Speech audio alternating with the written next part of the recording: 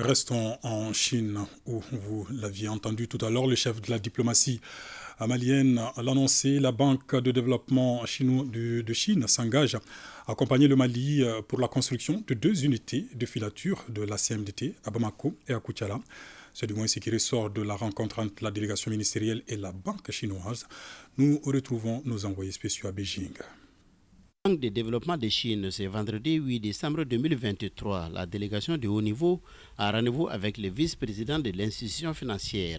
En recevant la délégation malienne, Wang Weidong dira que malgré la distance, le Mali et la Chine entretiennent de très bonnes relations de coopération.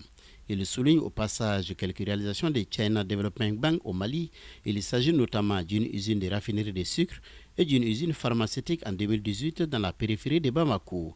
Le chef de la délégation, le ministre Abdoulaye Diop, introduit le débat en déclarant que cette mission vise à relancer la coopération économique et commerciale entre les deux pays. La délégation échange ensuite avec les responsables de la banque sur le financement du projet de construction de 2 usines de filature à Bamako et à Koutiala. Le principe de l'examen du dossier sur la base de l'étude de faisabilité que nous avons produit est acté. C'est ça le premier pas. Donc sur le plan de l'acceptation du principe de financement, on peut dire oui.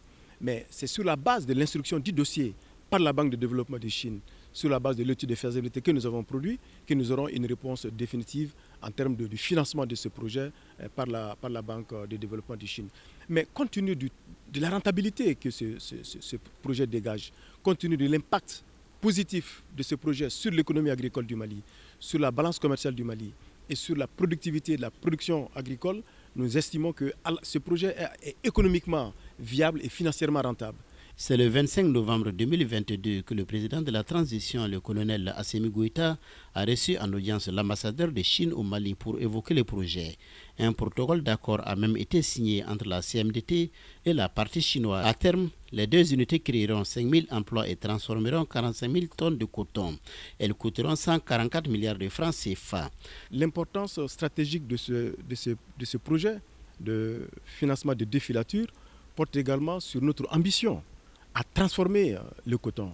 Aujourd'hui, moins de 1% du coton produit au Mali est transformé sur place et notre objectif est d'amener, n'est-ce pas, ce taux à 10%. Dans l'après-midi, la délégation a eu une séance de travail avec le ministre assistant du Commerce. Nous avons échangé sur un certain nombre de projets, des projets qui sont en cours d'exécution, notamment le renforcement de l'hôpital du Mali par la construction des infrastructures pour faire face aux plaies diabétiques.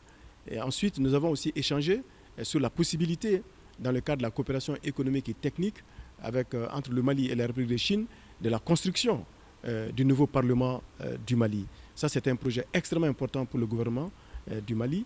Et de façon plus globale, nous avons échangé sur l'ensemble des problématiques touchant à la coopération économique et commerciale, les relations entre les entreprises chinoises et les entreprises maliennes, la nouvelle dynamique de coopération dans le domaine de l'amélioration du climat des affaires, dans le domaine de l'amélioration du climat des investissements, pour que nous puissions avoir plus d'impact dans les jours et dans les mois à venir dans ce partenariat gagnant-gagnant entre les entreprises chinoises et les entreprises maliennes. Ces 2 rencontres ont permis une fois de plus au gouvernement chinois d'exprimer sa disponibilité à soutenir le Mali dans son développement.